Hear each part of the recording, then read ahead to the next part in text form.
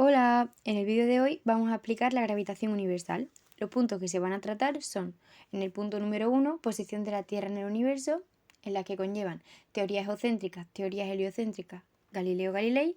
Punto número 2, leyes de Kepler. Punto número 3, fuerza de gravitación universal de Newton, en las que se encuentran fuerza gravitatoria, gravedad. En el punto número 4, satélites. Y en el punto número 5, teorías actuales sobre el universo. Punto número 1. La posición de la Tierra en el universo. Empezamos con las teorías geocéntricas. La teoría geocéntrica o modelo geocéntrico fue un postulado que defendía la tesis de que la Tierra era el centro del universo. Según la teoría, la Tierra se encontraba inmóvil mientras que los planetas y los astros giraban a su alrededor en esferas concéntricas.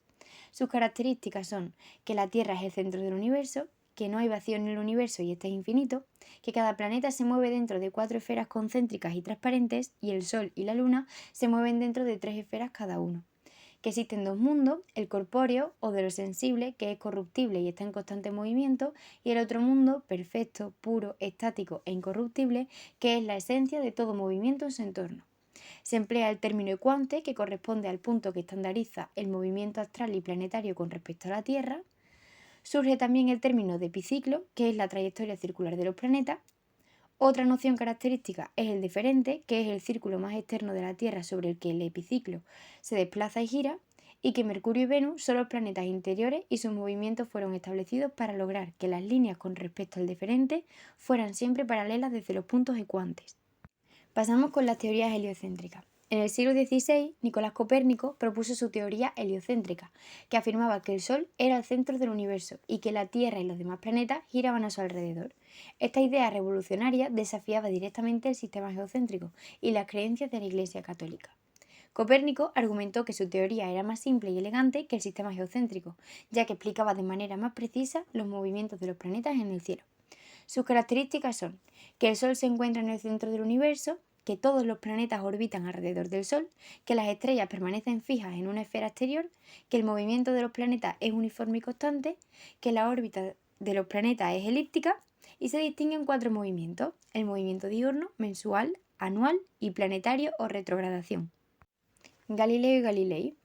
Bueno, pues Galileo Galilei fue un físico y astrónomo italiano del siglo XVI y XVII, nacido el 15 de febrero de 1564 y murió en 1642 a sus 77 años de edad, conocido principalmente por defender a través del método científico y a riesgo de su propia vida la teoría heliocéntrica de Nicolás Copérnico, descubrir los 4 principales satélites de Júpiter, denominados actualmente satélites galileanos en su honor, y contribuir al desarrollo del telescopio. Galileo estuvo inscrito en una universidad centrada en la medicina, sin embargo no encontró en la medicina su vocación, entonces decidió centrarse en su verdadera vocación, la física. Con 25 años consiguió una plaza de profesor de matemática en la Universidad de Pisa. A partir de ese momento comenzó a compaginar la docencia con la investigación y la invención de un nuevo instrumental científico.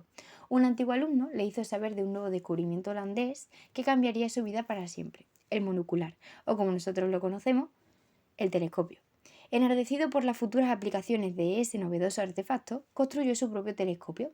Gracias a su telescopio comenzó a observar los astros y a aglutinar pruebas que acabarían apoyando la teoría heliocéntrica que Nicolás Copérnico formuló un siglo antes. Galileo hizo público sus resultados, aun sabiendo que contradecir la teoría geocéntrica podría llevarle ante la Inquisición por herejía, y así fue. Poco antes de morir, tuvo que retractarse y negar la verdad para no acabar quemado en la hoguera.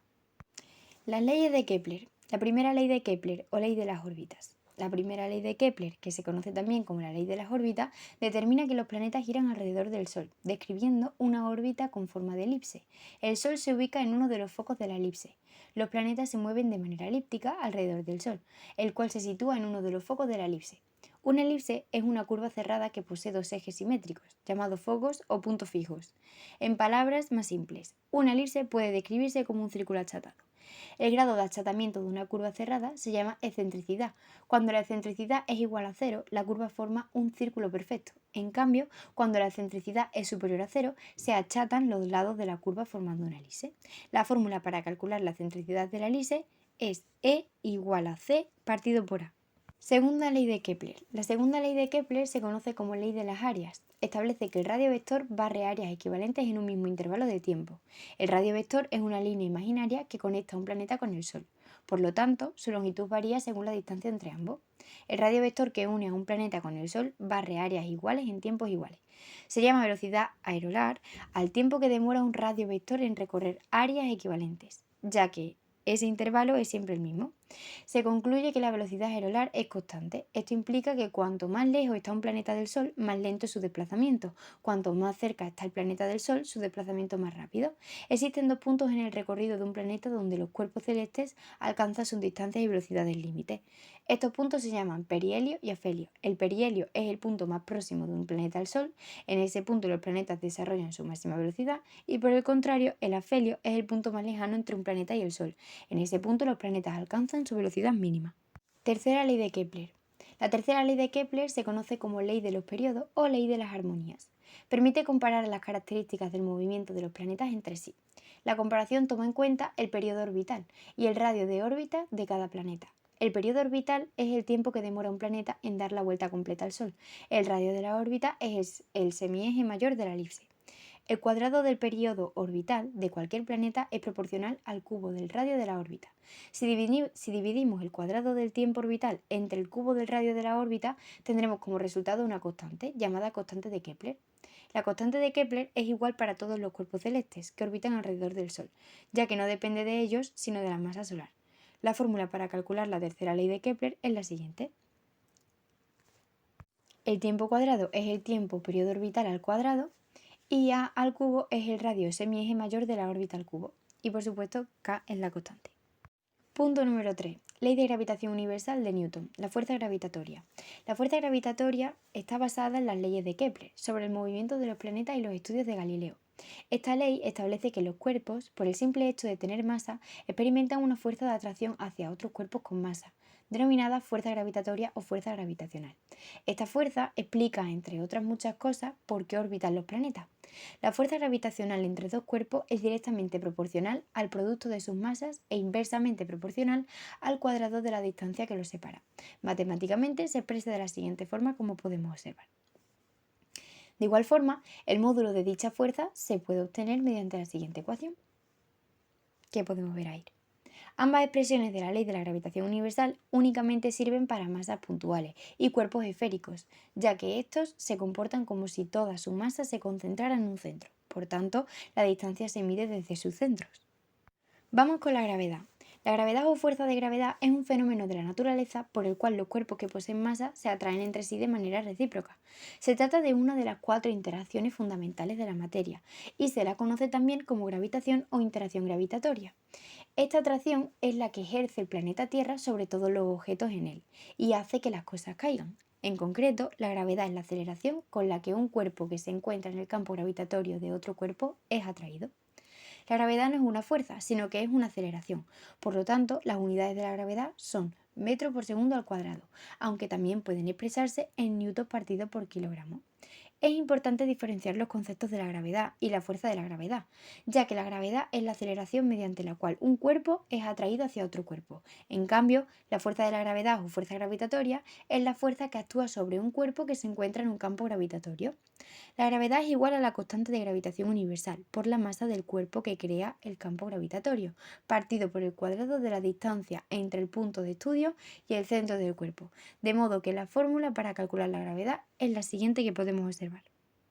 Gravedad es igual a la gravedad por la masa entre el radio al cuadrado. Punto número 4. Satélites.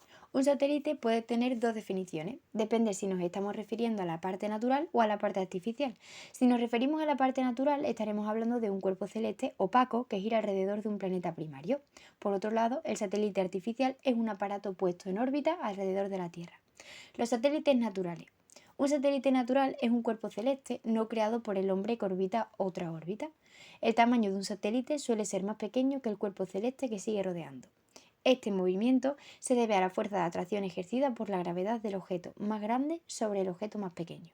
No todos los satélites naturales son del mismo tamaño. Descubrimos que algunos son más grandes que la Luna y otros mucho más pequeños.